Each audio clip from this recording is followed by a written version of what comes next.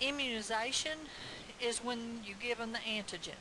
That's just synonymous with a vaccination. So when preparing these vaccines, this is the checklist of requirements to consider it to be effective. First of all, you need a low level of adverse side effects. You don't want to cause any serious harm. And it should protect against exposure to natural wild forms of the pathogen. It should stimulate both the B cell response and the T cell response. Should be long lasting and long term, make memory cells.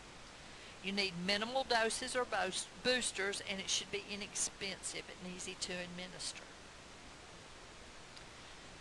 There are 4 vaccine antigens, and most of them are prepared from either killed whole cells or inactivated viruses like polio vaccine, or alive attenuated cells or viruses like TB.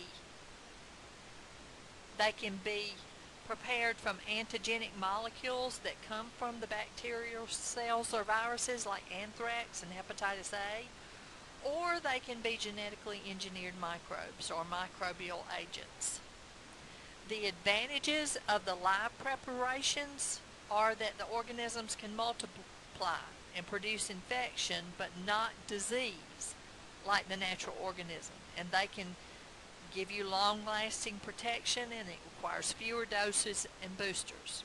The disadvantages is it requires special storage.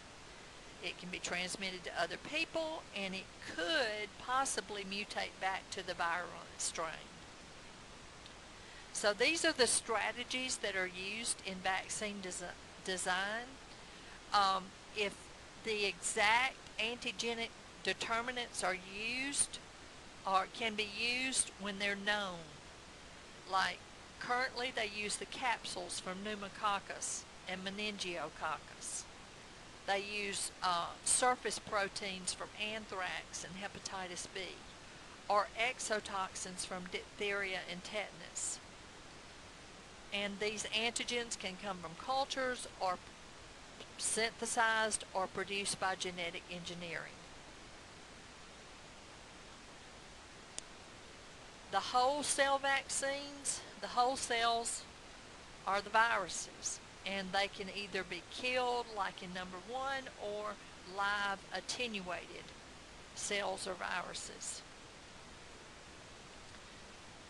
When you use the microbe parts, what you want to do is disrupt the virus or the cell for parts that can be isolated and purified. A recombinant vaccine, where you isolate the gene for the antigen from the pathogen, and then you splice it into a plasmid, and then insert the plasmid into a cloning host like the yeast, and produce large amounts of the viral surface antigens. So the strategies in designing these vaccines,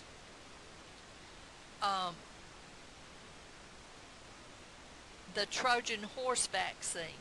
This is where the genetic material from a pathogen is inserted into a live carrier. And then the recombinant expresses the foreign genes. And we use this in experimental vaccines for AIDS and herpes simplex 2 and leprosy and tuberculosis.